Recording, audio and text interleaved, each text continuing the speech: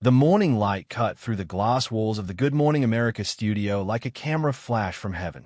It was one of those flawless Manhattan mornings.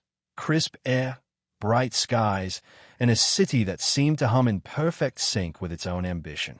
Inside, the set gleamed like a postcard version of American warmth, soft gold lights, pastel mugs filled with steaming coffee, and a perfectly framed skyline that glowed behind the host's desk. Everything looked calm, controlled, ready. But that was before Meghan Markle walked in. Backstage, producers spoke in half-whispers through their headsets, a low buzz of excitement mixed with unease. She wasn't just another guest. She was the guest.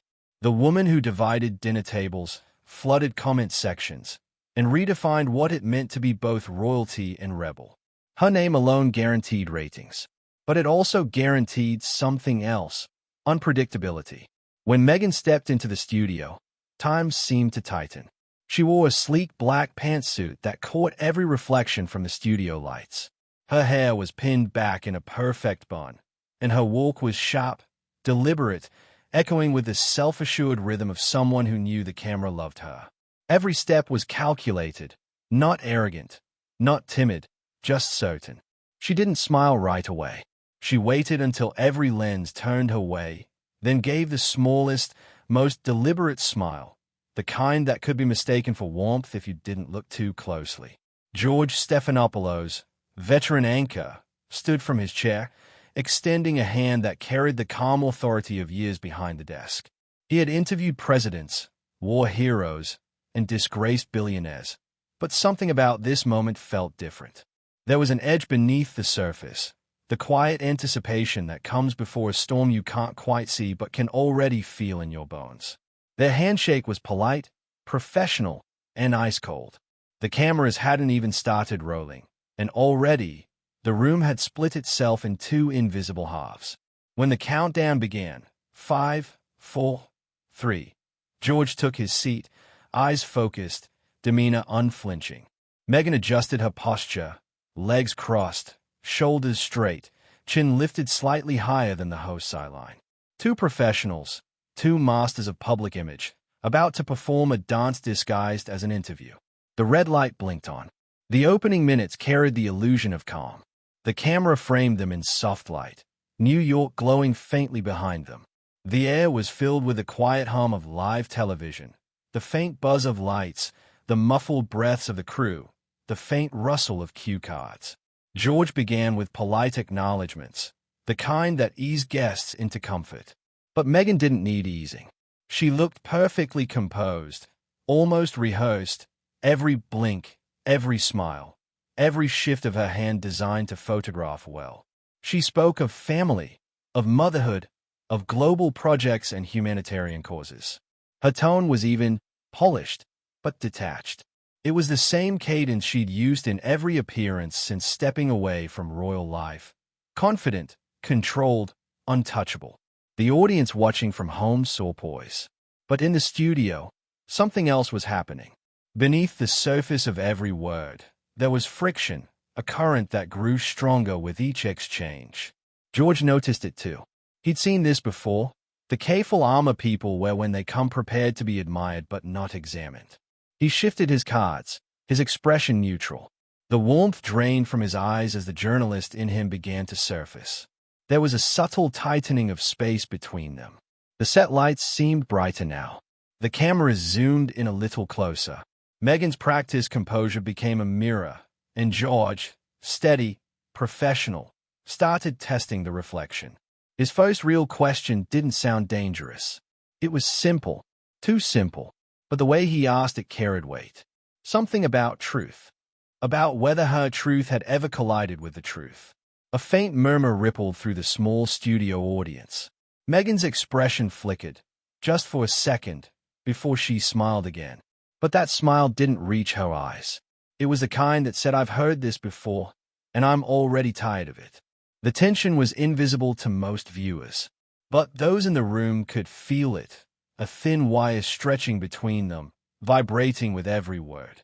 George's tone was calm, analytical, but his questions had teeth. Meghan's replies were steady, but her eyes betrayed calculation. She was deflecting, redirecting, performing. And yet, behind every polished sentence, there was something else, an irritation, a flicker of fatigue, the quiet fury of someone tired of being defined by others, yet unwilling to let go of control. The dance had begun. Behind the cameras, producers exchanged nervous glances. This wasn't the soft-focused conversation they'd scheduled. The questions were sharper, the pauses heavier. And as Meghan continued, that subtle current of tension began to pull everything else into its orbit. When George leaned forward, the tone shifted again. Gone was the morning show lightness. What remained was the quiet precision of an interviewer who knew he was on the edge of something bigger. Meghan spoke of strength, of resilience, of reclaiming her story. The phrases rolled off her tongue like a speech practiced in front of a mirror. But George's expression didn't move. His silence wasn't agreement. It was pressure. The kind of silence that makes people reveal more than they mean to. For a moment, she faltered, a barely perceptible hesitation in her rhythm. Then came the recovery, another confident smile, another carefully placed phrase about independence and authenticity. But George had seen it. The tiny crack, the moment the mask slipped. Outside, the Manhattan skyline shimmered with sunlight, unaware of the storm brewing inside the glass box on Times Square. The viewers at home were still sipping coffee, unaware that what they were watching wasn't a morning interview anymore. It was a power struggle. Two professionals, two storytellers, locked in a quiet battle for narrative dominance. Every breath, every pause, every camera cut became part of the duel. Meghan wasn't just defending herself. She was defending an empire, her image, her voice, her carefully built brand. And George wasn't attacking. He was dismantling, layer by layer, with questions that cut quieter but deeper than anyone expected. As the segment timer blinked in red, Meghan shifted slightly in her seat, that small, almost imperceptible move people make when comfort begins to erode. George, on the other hand, leaned in, the hint of a smile at the corner of his mouth. Not smug, but certain. He knew the moment was shifting. And in that instant, the world outside kept spinning. But inside that studio, time had slowed. The audience, the crew, the lights, everyone sensed what was about to happen. This wasn't just television anymore. It was collision. And the next question would change everything. The red light above camera 2 blinked again. Segment 2. The transition music faded. The applause cue flashed. But no one clapped. Not really. The audience could feel it. Whatever Good Morning America was supposed to be this morning, soft, sunny, promotional, had already shifted. George leaned forward slightly in his chair, elbows on the desk, notes forgotten. The warmth had drained from his expression. The practiced morning smile was gone. What remained was the investigative stillness of a man who'd interviewed heads of state and recognized when someone wasn't being entirely honest. The first question came quiet, measured, like a surgeon's first incision. He asked about truth, about responsibility, about whether Meghan's version of events, told, retold, Monetized, had ever collided with anyone else's reality. The phrasing was polite, but the subtext was sharp. The camera caught it, the faint twitch in Meghan's jaw. The kind of reaction that would be invisible in real time, but unforgiving in playback. She smiled, of course. Meghan always smiled. But this one looked heavier, tighter. She said something about her truth, about lived experience, about authenticity and being heard. Her voice was smooth, her tone poised, but beneath it was an edge, the kind that comes when someone is used to being doubted and refuses to show a single crack. The audience didn't move. The silence stretched. George didn't nod or fill the gap. He let the air tighten. When she finished, he didn't counter. He pivoted. And the royal family, he asked, that deceptively gentle phrase that always precedes something dangerous. You've spoken about feeling unsupported, unseen, unheard. But you've never provided details, names, timelines, accountability. Some would say that's convenient. Do you feel responsible for any damage those accusations may have caused? It was the kind of question that burns slowly. Meghan inhaled, crossed her legs, leaned back in the chair. The smile remained, but her eyes darkened. Her voice carried that mixture of charm and irritation that always drew attention, controlled, yet daring him to push further. She talked about systems, not individuals, about empathy, not evidence. She said it wasn't her job to protect an institution that had failed to protect her. The words were beautifully arranged, almost cinematic, but there was no mistaking the steel behind them. George didn't interrupt. He waited until she finished. Then, with the calm precision that only comes from years of discipline, he said, "And yet, you benefited enormously from that same institution, the platform, the title, the influence. Isn't there a contradiction between rejecting it and continuing to use what it gave you?" The reaction was instant. Meghan's smile froze for a second before morphing into something sharper, not anger exactly, but disbelief. A laugh followed, short, polished, perfectly calibrated to signal, "I can't believe you just asked that. People love that fairytale version," she replied, voice silky with sarcasm. "The actress who couldn't handle the castle. But the truth, George, it wasn't a castle. It was a cage." The camera zoomed slightly closer. George nodded, slow, deliberate. "And yet," he said softly, "you stayed long enough to wear the crown." That line landed differently. In the control room, one of the producers muttered under her breath, "Oh boy." Meghan's body stiffened almost imperceptibly. The conversation wasn't slipping anymore. It was spiraling. She answered with poise, but the defensiveness crept in now. Her voice rose half a note. She talked about endurance, perseverance, growth. But something had changed. The rhythm of her speech, the distance in her gaze. She was no longer talking to George. She was talking over him, performing for the audience, for the lens, for the narrative she wanted to preserve. And George, ever the tactician, saw it. He let her finish her point, then followed it with the kind of quiet pause that feels louder than any question. Then came the next one. "You've spoken about privacy," he said, his voice calm but now edged with unmistakable firmness. "You said that leaving royal life was about peace, about freedom. But since then, you've done global interviews, streaming deals, podcasts. How do you reconcile the need for privacy with the pursuit of publicity?" The studio temperature seemed to drop. Meghan smiled again, not out of warmth, but as armor. "Privacy doesn't mean silence," she said. "It means choice. We choose what to share, when, and how. That's called boundaries." George didn't blink. "And what happens," he asked softly, "when those boundaries only apply one way?" A ripple of discomfort moved through the audience. Meghan's expression flickered. "Excuse me." He leaned back slightly, voice even. "When you talk about control, about choosing what to share, that's fair. But when others share their experiences of you, you call it invasion. Isn't that a double standard?"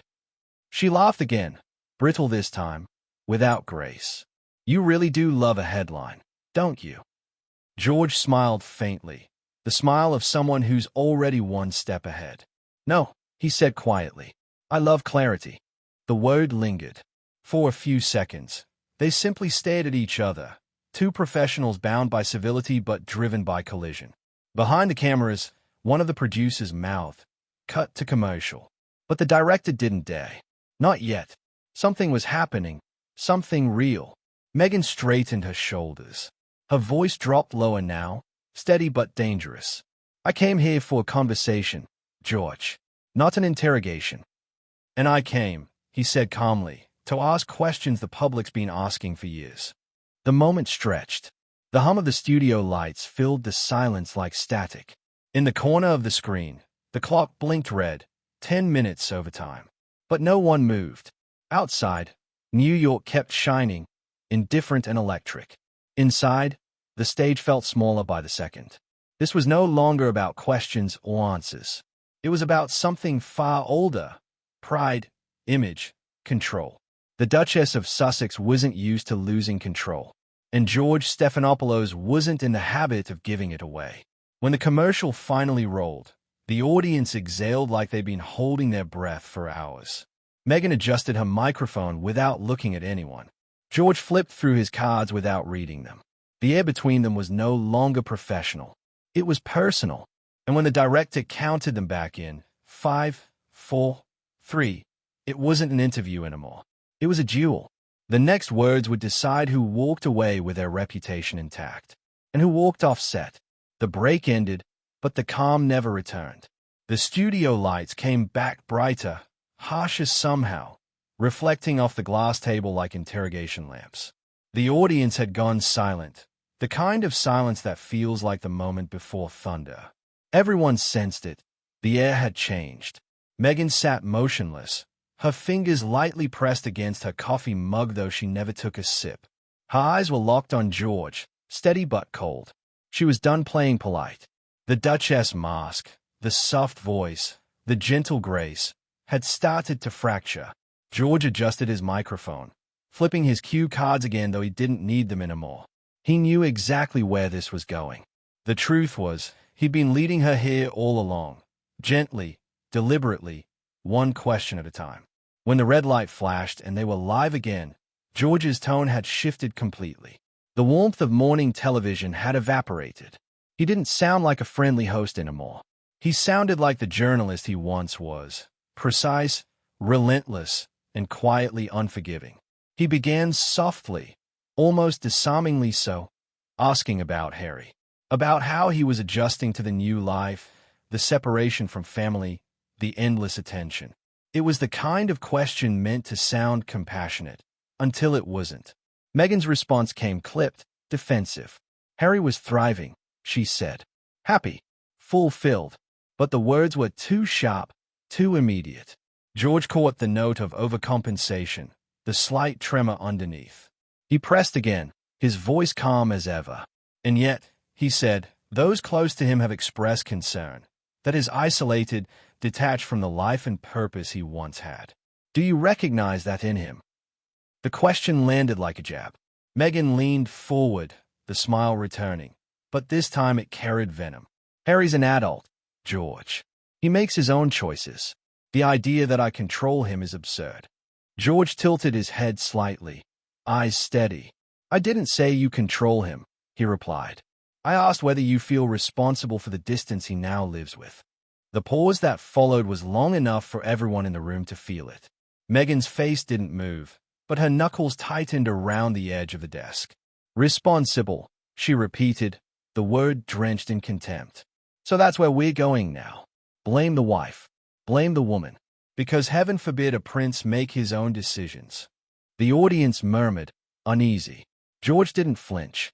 I'm not blaming anyone, he said quietly. I'm asking whether you've ever reflected on what that decision cost him.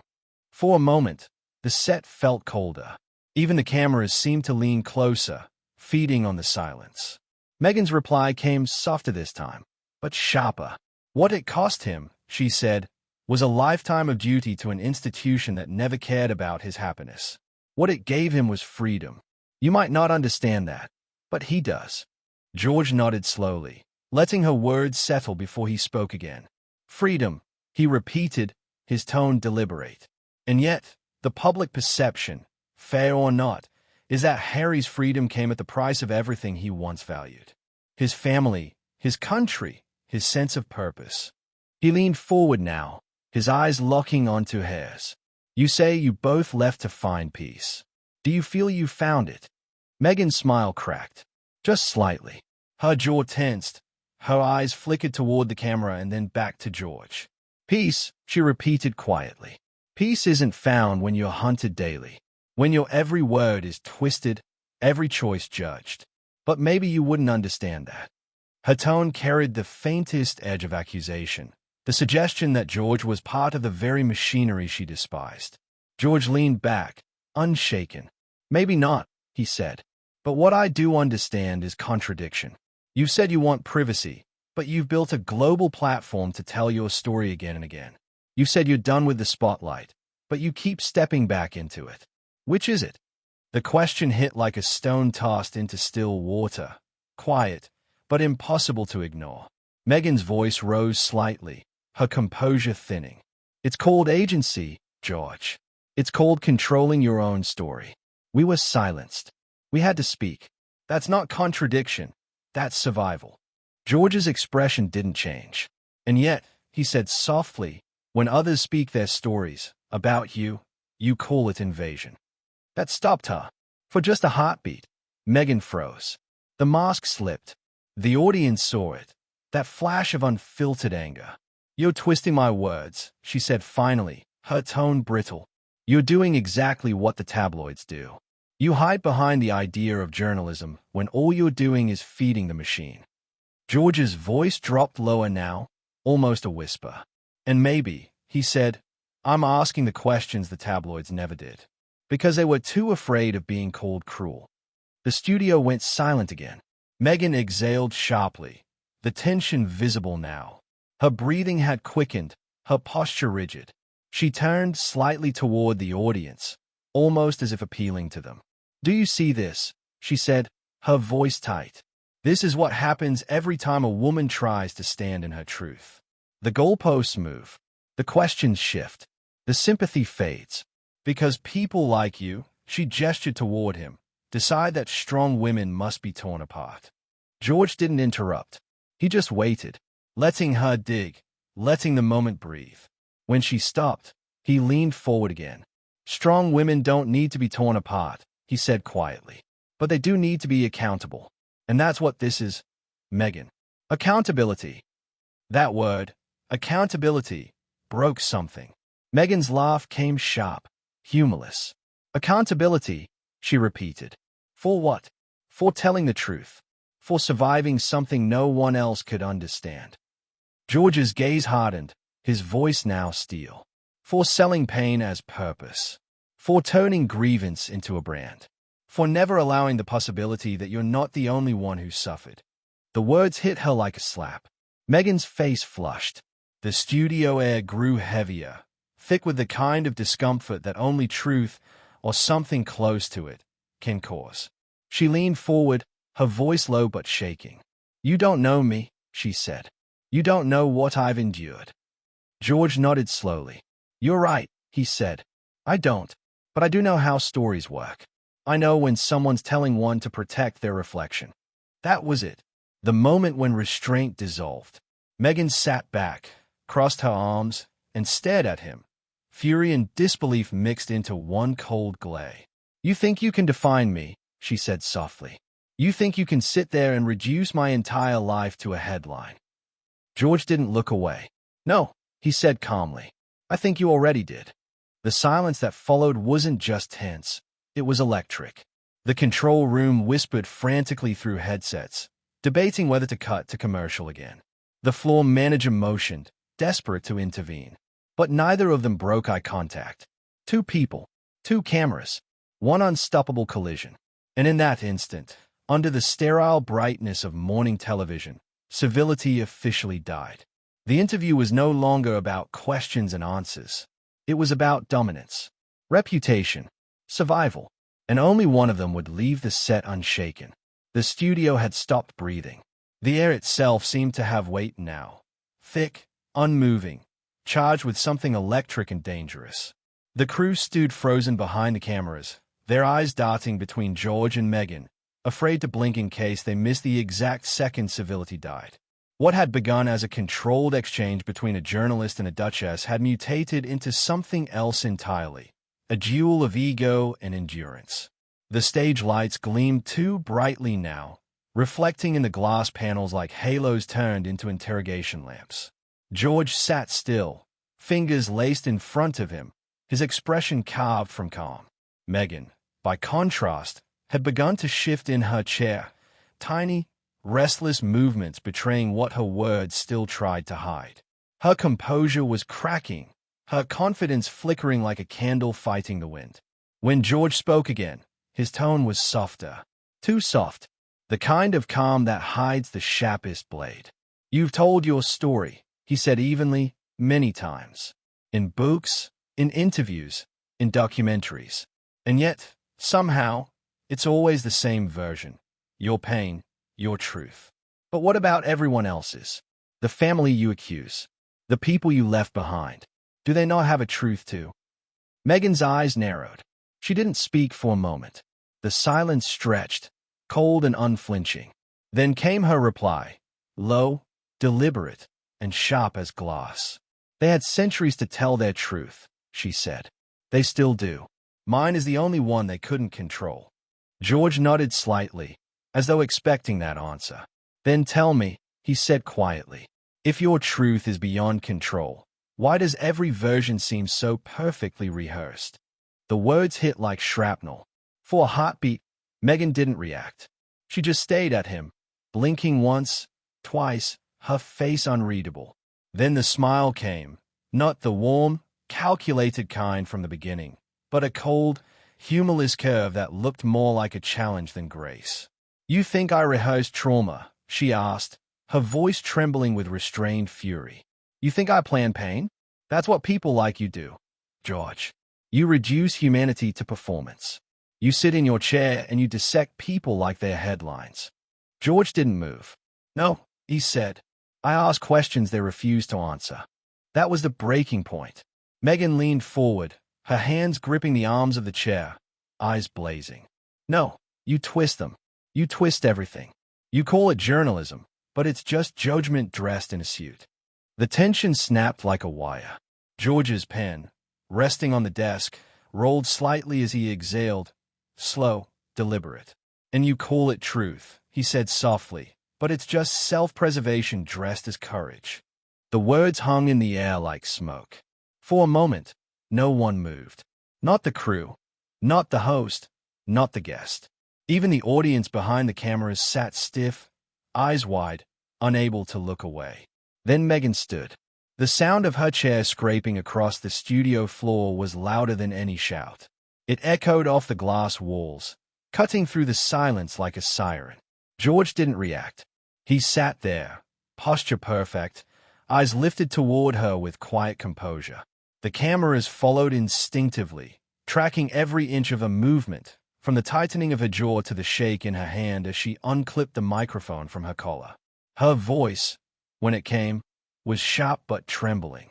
You don't get to sit there and question my truth. You don't know me. You don't know what I've endured. You think asking invasive questions makes you brave. It doesn't. It makes you cruel. George's reply was steady. Cruel, he said, is rewriting history so you always come out the hero. That did it. The line was clean, quiet, devastating. Meghan froze, eyes wide, her breath caught. Then she laughed, short, brittle, disbelieving. You're unbelievable, she said, shaking her head. You're everything wrong with this industry. Pretending to care about truth while feeding off people's trauma. George's voice dropped to a whisper. And you're everything wrong with fame, he said, mistaking attention for empathy. It was no longer a conversation. It was dissection, live, brutal, unsparing. Meghan's shoulders rose and fell with shallow breaths. The fury in her face wasn't just anger. It was humiliation. The kind that burns deeper because it happens under lights, in front of cameras, with no way out but through the same door she'd entered so confidently. I'm done, she said finally, her voice shaking. I don't have to sit here and be disrespected. George didn't look away. No, he replied quietly. But the audience deserves honesty, even when it's uncomfortable. Her eyes flared, not with tears, but with something colder. You'll regret this, she said. George's lips curved faintly. Maybe, he said, but I won't forget it. For a second, their gazes locked, two opposing worlds colliding in silence. Then Meghan straightened, lifted her chin, and turned away. The sound of her heels against the studio floor was deafening. Each step carried the weight of finality, the sound of image and control walking out the door. She didn't look back. The camera stayed on George as he sat in stillness, his expression unreadable. Around him, the crew hesitated, unsure whether to cut, to follow, or to breathe. Finally, he reached for his papers, stacked them neatly, and turned toward the main camera. When he spoke, his voice was calm, but the tremor of adrenaline hid beneath it. Well, he said quietly, that concludes our interview. He paused, eyes steady on the lens. Sometimes, he added, the hardest truths are the ones that walk away. The screen held on his face for 3 seconds before cutting to black. In those 3 seconds, Millions of viewers across the country stared in stunned silence. They had tuned in expecting charm, civility, maybe even redemption. Instead, they witnessed something far more human, pride colliding with truth, composure giving way to emotion, and two people unwilling to yield. Outside, New York moved on. Taxis blaring, pedestrians crossing, life continuing as though nothing monumental had just happened inside that glass studio on Times Square. But for those who watched, the image was burned in memory. Meghan Markle, storming out mid-interview, her silence louder than any defense. And for George Stephanopoulos, it wasn't victory. It wasn't even vindication. It was the quiet, heavy understanding that sometimes doing your job means losing control of the moment and letting the truth reveal itself in the wreckage left behind. The studio doors closed behind her with a sound that felt final, a single metallic click that seemed to echo through every corner of the Good Morning America set. For a few seconds, no one moved. The silence was thick, stunned, suspended in disbelief. Then the control room erupted. "Cut the feed," someone shouted through a headset. "Go to commercial. Go to commercial now." The broadcast faded awkwardly to a coffee commercial, but the damage was done. Every person in that building knew they had just witnessed something that would replay endlessly before the day was over. George Stephanopoulos stayed seated for a long time after the cameras went dark. He didn't move, didn't speak. His notes lay untouched on the desk, pages crumpled slightly at the edges. The lights above him still burned hot, humming faintly, casting long shadows across the polished floor. Around him, the crew began to move in slow, uncertain patterns. Sound engineers whispering, producers pacing, assistants clutching clipboards they no longer looked at. The first word came from one of the stage managers, hesitant, half a question. "George, are you okay?" He nodded once, eyes still fixed on the empty chair across from him. "Fine," he said. "Let's make sure we have the whole thing backed up." It was instinct, the reflex of a man who'd been in broadcast long enough to know when something had crossed from segment to history. Outside, the morning bustle of Times Square continued obliviously for now. But inside, phones were already buzzing. Producers were fielding calls from network executives. Someone had clipped the moment. Meghan's sharp exit, the final exchange, George's measured line about truth walking away, and uploaded it to Twitter. Within 15 minutes, it had been viewed over 2 million times. By the time George walked off the set and into the hallway, the storm had begun. He passed a group of interns clustered around a monitor, their faces pale. On the screen, social media feeds scrolled faster than the eye could track. Hashtags exploding. #Meghan walks out. #GMA clash. #Stephanopoulos vs Markle. Each post came loaded with its own opinion, its own outrage. Some called George brave. Others called him cruel. Some praised his composure. Others condemned his tone. It wasn't just a story anymore. It was a war of narratives, fought not in studios but on screens. In the CNN offices downtown, producers were already replaying the footage, segment by segment, preparing their own coverage of the fallout. British tabloids began publishing headlines within the hour, "Markle meltdown on live TV." Across the Atlantic, royal commentators were booked on talk shows before the day had even ended. Meanwhile, in Los Angeles, Meghan's PR team was in chaos. Phones rang nonstop. Draft statements filled inboxes. Her representative's voice echoed across a glass conference room. Measured, rehearsed panic. "We're going to frame this as ambush journalism," she said. "We release a statement within the hour. Call it disrespectful, unprofessional, gendered. Make it about integrity, not temper." Meghan herself hadn't spoken since she'd left the studio. She'd gotten into the back seat of a black SUV without looking at anyone. Her jaw locked, her hands folded tightly in her lap. As the car cut through the Manhattan traffic, she stared out the window, her reflection fractured in the glass by passing light. The anger came later, slow, heavy, bitter. She replayed the moment in her mind, over and over. George's calm voice, his quiet interruptions, his final line. "Cruel is rewriting history, so you always come out the hero." It looped like a taunt she couldn't escape. Her phone buzzed constantly. calls from her team, messages from friends, even Harry. She ignored most of them. She didn't want comfort. She wanted control. At the same time, George sat alone in his office overlooking the city. The adrenaline had faded, leaving behind that peculiar emptiness that follows confrontation, the stillness after the storm. His phone was buzzing too. News producers, fellow anchors, even a call from the network's president congratulating him for handling a difficult guest with integrity. But George didn't feel triumphant. He felt the faint weight of unease that comes from knowing the line between tough journalism and cruelty is razor-thin, and that millions of strangers were now arguing about whether he'd crossed it. By noon, the story had swallowed the internet whole. Talk shows ran clips of the walkout on loop. Commentators analyzed body language, tone, posture.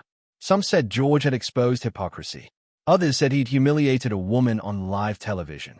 In London, one headline simply read, "The Duchess versus the anchor, who lost their cool." On social media, the divide was vicious.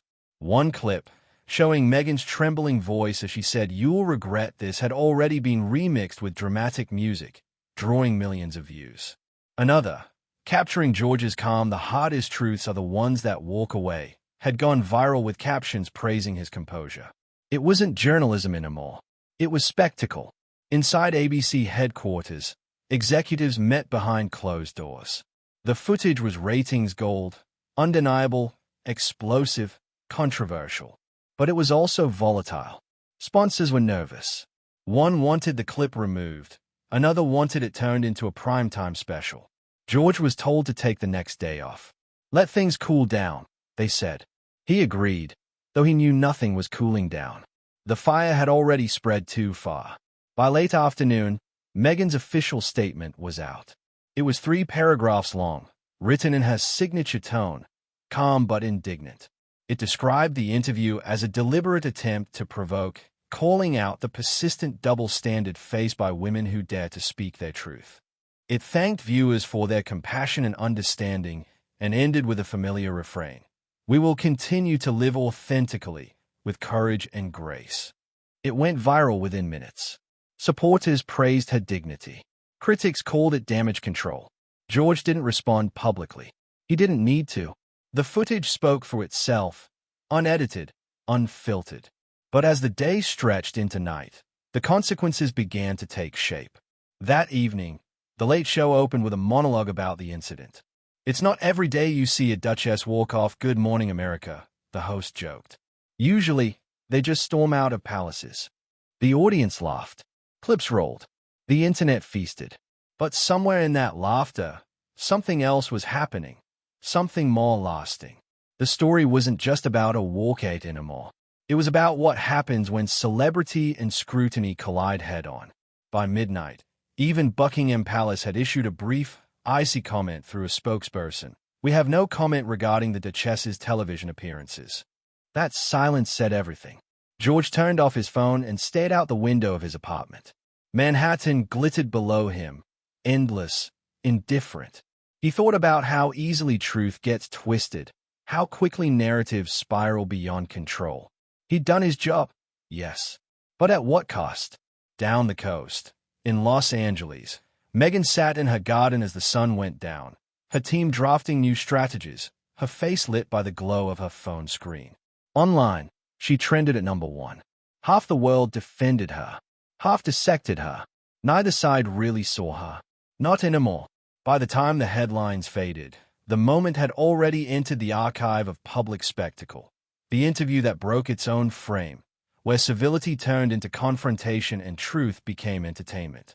And as dawn approached, both of them, the journalist and the Duchess, sat in different cities under the same unrelenting glow of public attention, wondering the same quiet thing.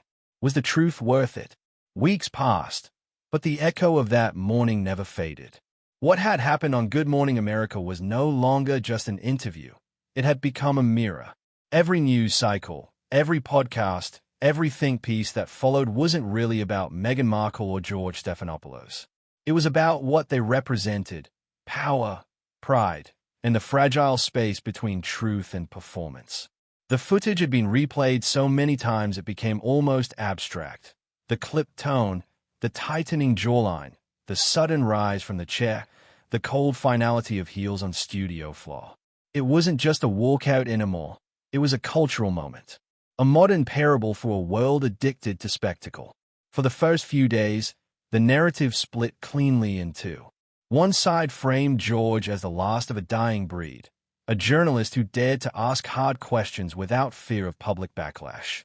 The other called him a provocateur hiding behind professionalism, a man who'd cornered a woman on live television and gloated when she broke. Neither version was entirely true, but both spread like wildfire. Meghan's team moved fast. Within a week, glossy magazines carried her image again, poised, smiling, radiant, accompanied by carefully worded headlines like unapologetic. Meghan speaks on strength after the storm. Her new podcast episode dropped days later, titled Finding Voice After Chaos. It opened with her signature calm tone. Sometimes, the truth isn't about what you say. It's about walking away when you've said enough. It was subtle, defiant, and exactly what her audience needed to hear. Her fan base rallied behind her, flooding comment sections with hearts and hashtags. They reframed the story. She wasn't defeated. She had reclaimed control. In her silence, they found validation. In her anger, they found authenticity. The Duchess had turned another confrontation into narrative fuel. And yet, something had shifted. In the weeks that followed, the media that once handled her like porcelain began to lose its patience. Writers who'd once called her courageous began to question her consistency. Late-night monologues treated her less like a symbol and more like a punchline. Meghan Markle wants privacy, one host joked, and she'll tell you all about it in her next 3 interviews. The audience laughed, but beneath the humor was a truth even her defenders could no longer ignore. In private, those close to Meghan noticed the change. She had always been deliberate, every word calculated, every appearance strategic. But now, she was restless, defensive. The walls she built to protect herself had started to trap her. Every headline felt like a reminder that no matter how much she tried to control her story, it was never really hers to keep. Across the continent, George watched it all unfold from a distance. He returned to work the following week, his expression unchanged, his professionalism intact. He never spoke publicly about the interview. When asked during a press event, he simply said, "My job is to ask questions. Sometimes the answers come. Sometimes they don't." But behind that calm exterior was reflection, the kind that keeps you awake long after the cameras have stopped rolling. He'd been in journalism long enough to know that public truth always carries collateral damage. Still, he hadn't expected the scale of it. The headlines, the analysis, the vitriol. He'd been praised for being fearless. He'd also been condemned as condescending. He'd become, in his own way, part of the story, the one thing every journalist dreads. One evening, as he prepared for another broadcast, he caught a rerun of that interview playing silently on the monitor in his office. Without sound, it looked almost cinematic. 2 figures, perfectly framed, locked in a stare that said more than words ever could. He watched himself ask the final question, watched her stand, her silhouette slicing across the light. And for a brief second, he wondered if he'd gone too far. Then he turned the monitor off. The world had already decided what it believed. In the months that followed, the clip became a kind of case study. University media classes analyzed it. Talk shows referenced it. Documentaries dissected it. It became shorthand for the fragile relationship between celebrity and journalism, between the need to be seen and the fear of exposure. And as time moved on, something strange happened. The moment stopped being about conflict. It became about contrast. George and Meghan, 2 people who couldn't be more different, came to symbolize the same thing: the cost of living under scrutiny. Both had built their reputations on the ability to control the narrative. Both had seen that control slip in real time. In that sense, they weren't adversaries. They were mirrors. By the end of the year, Meghan had largely retreated from live interviews. Her public appearances were curated again, scripted, safe, wrapped in warmth. But she never set foot in a live studio again without full editorial control. George, meanwhile, continued as he always had, measured, meticulous, untouchable. But among his colleagues, there was a new kind of reverence, a quiet acknowledgement that he had stepped into the storm and walked out clean. Not unscathed, but clean. The interview became a footnote in his career, but one that lingered, not because of what he said, but because of what he didn't.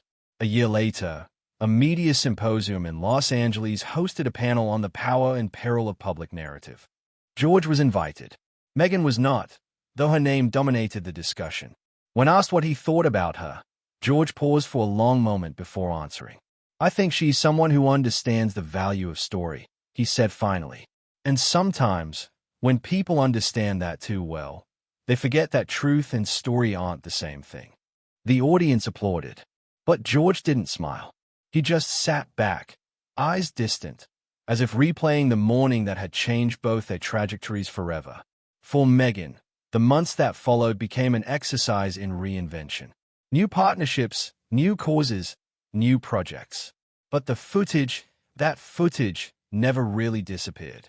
It lingered like a ghost, resurfacing every few weeks, attached to new headlines, new controversies. Each time she saw it, she claimed she was unfazed. But in private, she couldn't shake it. That moment where control slipped through her fingers, where a smile cracked and silence became her only weapon. And yet, even in that loss, there was power. Because for millions who watched, Meghan's walkout wasn't weakness. It was defiance. For others, it was avoidance. For everyone, it was unforgettable. By the time the anniversary of the interview arrived, the clip had surpassed 500 million views across platforms. Commentators called it the interview that defined a generation of public life. And maybe they were right. Because it wasn't just about Meghan Markle or George Stephanopoulos. It was about the age they lived in, an age where authenticity was currency, where outrage was entertainment, and where truth had to compete with perception for survival. That morning on Good Morning America, two people had collided under the blinding lights of live television. One walked away. The other stayed seated. But both were changed. The Duchess learned that silence could sometimes speak louder than her truth. The journalist learned that truth, when televised, can sometimes sound like cruelty. And the rest of the world, they learned what happens when performance meets precision, when the story outgrows the storyteller. It wasn't just an interview. It was a reckoning. And like all reckonings, it didn't end in applause. It ended in reflection. Long after the cameras stopped rolling, after the lights dimmed and the headlines faded, that moment lived on, not because of what was said, but because of what was revealed. Two people, one truth, and the silence between them that still hasn't stopped echoing.